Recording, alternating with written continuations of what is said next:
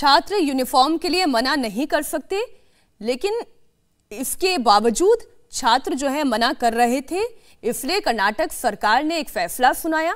आज पूरी तरीके से कर्नाटक हाईकोर्ट ने ये रुख साफ कर दिया है कि छात्रों को ड्रेस कोड मानना होगा। रेखा अग्रवाल जी हमारे साथ जुड़ी हुई है। रेखा जी, ये किस तरीके से इसको धार्मिक आजादी का मामला बनाया जा रहा है?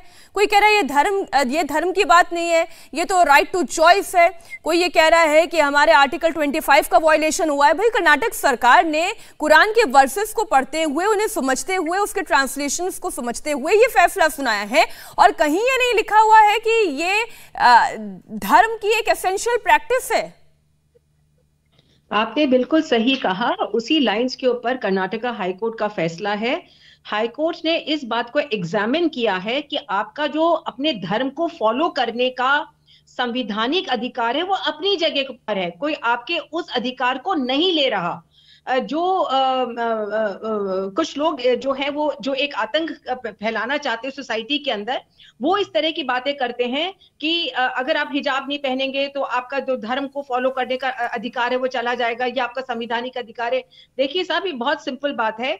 आप अपने धर्म को जो मर्जी को फॉलो करिए। आप मुसलमान हैं, आप इस्लाम को फॉलो करिए। आप सिख हैं तो आप अपने ग्रंथ साहब को फॉलो करिए। उसके उस आजादी में कहीं पर ना तो स्कूल उल्लंघन कर रहा है, ना ही कर्नाटक हाईकोर्ट कर रहा है। सिंपल बात यह है कि जो यूनिफॉर्म है, जो शैक्षिक जो इंस्टीट्यूशंस हैं, जो स्कूल्स एंड कॉलेजेस हैं, अगर उन्होंने अपना एक ड्रेस कोड बना रखा है कि देखिए आपको सफेद कमीज या काली पैंट पहन के, या कोई आपको सफेद सलवार कमीज या साड़ी पहन के स्कूल जाना है, कॉलेज जाना है, आपको वो ही पहनना पड़ेगा। आप उसकी जगह लाल पीला काला नहीं पहन सकते हैं। उसके ऊपर ना ही हिंदू लड़के या लड़कियां जो है उसके ऊपर केसरी रंग का दुपट्टा या और कुछ जो उसके ऊपर लटका कर नहीं जा सकते। तो अगर उसकी यूनिफॉर्म है, उसको सबको फॉलो करने का बिल्कुल ठीक है रेखा जी। और आपने जब दुपट्टे की बात की तो हमें तो ये ध्यान आ गया कि लंबे बालों में जब हम 2 चोटी बनाकर स्कूल जाया करते थे तो उस रिबन का कलर भी फिक्स था।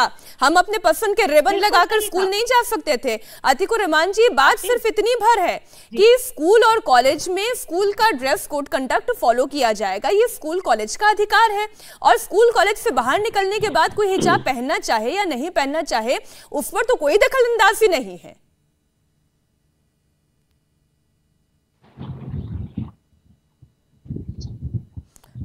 आप तक मेरी आवाज पहुंच रही है अतिकुर रहमान जी? जी मीनाक्षी जी, आप मेरा सवाल सुन पाए? रेखा जी बोलिए मीनाक्षी जी। यस मीनाक्षी जी, देखिए यूनिफॉर्म से कभी, चलिए हम कनेक्शन थोड़ा सा ठीक करवा लेते हैं, उसके बाद दोबारा आपकी हम राय लेंगे। लेकिन तमाम तरीके के रिएक्शन इस मामले पर आ रहे हैं। पीसीआर, क्या कनेक्शन ठीक हो गया है? हम बात कर सकते हैं? ठीक है, अतीक जी बोले। जी मीनाक्षी जी, बहुत सारे स्कूल हमारे मुंबई के अंदर हैं जो कि मिशनरी स्कूल्स हैं। बहुत सारे स्कूल जो डिमांड करते हैं स्कर्ट्स पहनने के लिए, हमारी लड़कियां आराम से जाती हैं, वहां पर कोई पाबंदी नहीं है। ये कंट्रोवर्सी को बिला वजह पॉलिटिसाइज किया गया है, पैदा किया गया है। पिछले 70-75 साल से कभी भी ये प्रॉब्लम नहीं था। मीनाक्षी जी, आप अच्छी तरह से जानती है, पूरा मामला पॉलिटिसाइज है, पूरी तरह से जहर घोलने की कोशिश की है ये एक इशू को उठाकर। अतीक जी, ये पॉलिटिसाइज फिर कौन कर रहा है? कौन कर रहा है ये पॉलिटिसाइज? महबूबा मुफ्ती ये कह रही है, मैंने अभी आपको बताया थोड़ी देर पहले, महबूबा मुफ्ती ये कह रही है कि ये धर्म की बात ही नहीं है, ये तो आजादी की बात है। औरतों से उनकी आजादी छीनी जा रही है। कौन छीन रहा है आजादी? इसका एग्जाम्पल हमारे पैनल के ऊपर ही आपको देना चाहूंगा। देखिए मीनाक्षी जी ने अगर रेखा जी ने अभी उदाहरण दिया था हमारे सिख बच्चों का कि वो पगड़ी पहन के जाते हैं। देखिए मीनाक्षी जी, ऐसे बहुत सारे सिख हमारे यूथ हैं जो कि आप पगड़ी नहीं भी पहनते हैं। तो अगर वो एसेंशियल पार्ट उनका है और वो नहीं पहनते तो क्या वो सिख नहीं? यही तो बात है। देखिए अतिकुर रहमान जी, मैं अब देखिए यहाँ पे रेखा जी ही आपको अगर करेक्ट कर दें तो वो ज्यादा बेहतर रहेगा। वो पेशे से वकील भी हैं। रेखा जी, ये कई बार जो है हिजाब को पगड़ी से जोड़ा गया, टर्बन से जोड़ा गया, ये क्या भ्रांति है? क्योंकि हम अभी तक यही पढ़ते समझते आए हैं कि जो सिख पग नहीं रखता है फिर वो सिख नहीं कहलाता है, वो कट सिख कहलाता है, वो मोना पंजाबी कहलाता है। बोलिए रेखा जी।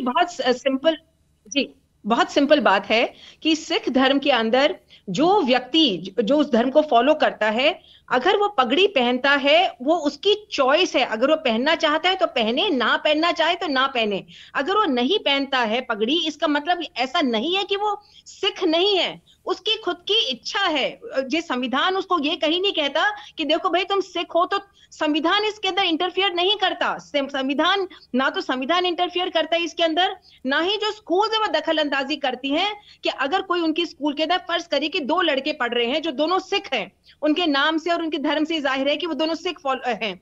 अगर एक लड़का पगड़ी पहनता है और दूसरा पगड़ी नहीं पहनता, तो स्कूल उसको रोकेगी नहीं कि भाई दूसरे लड़के को ये नहीं बोलेगी कि तुम पगड़ी क्यों नहीं पहन रहे, नहीं बोलेंगे कि तुम पगड़ी क्यों पहन रहे हो। वो इसलिए है क्योंकि जो पगड़ी पहनने का जो एक रूल है वो सिख रिलीजन का एक एसेंशियल हिस्सा माना जाता है। तो आपकी चॉइस है, आप पहनो तो पहनो, नहीं पहनो तो नहीं पहनो। परंतु बात यहीं पर आके रुकती है। बहुत छोटा सा कमेंट है अतीक जी, आप इस पर दीजिएगा। रेखा जी ने कहा कि सिख एसेंशियल प्रैक्टिस है और हिजाब और पगड़ी में सबसे बड़ा अंतर ही ये है कि हिजाब एसेंशियल प्रैक्टिस नहीं है। जी मीनाक्षी जी, यही हम समझाने की कोशिश कर रहे हैं हमारे लोगों को और आपको कि यहाँ पर 90 लड़कियां वो कॉलेज में जाती थी, जिसमें से 6 लड़कियों ने सिर्फ पिटीशन किया है। वो हिजाब पहनने पे जिद नहीं कर रही है और कोई मुल्ला मौलवी उनको पाबंद नहीं कर रहा है। It's a freedom of choice. Sir, essential practice of Islam है या नहीं, आप मुझे ये बताएं। हिजाब एसेंशियल प्रैक्टिस ऑफ इस्लाम है या नहीं? It's a matter of interpretation Meenakshi ji. अगर मैं इंटरप्रेट कर रहा हूं, मैं अपनी बच्चियों को पिला रहा हूं, इट्स माय इंटरप्रिटेशन। मेरी लड़कियों में से 4 अब आप मुझे बताएं कि क्या इस देश का कानून इंटरप्रिटेशन से चलेगा? क्या इस देश का कानून इंटरप्रिटेशन से चलेगा या कानून से चलेगा? मैं आपसे बात करूंगी अतीक जी। नहीं अतीक जी, मेरे सवाल का जवाब आपको देना होगा। इस देश का कानून संविधान से चलेगा या 4 लोग क्या इंटरप्रेट कर रहे हैं कुरान को, उससे चलेगा? संविधान और माइनॉरिटी राइट्स दोनों इक्वली इंपॉर्टेंट हैं, जो कि माइनॉरिटी राइट्स को आप किसी तरह से भी रद्द नहीं कर पाते हैं।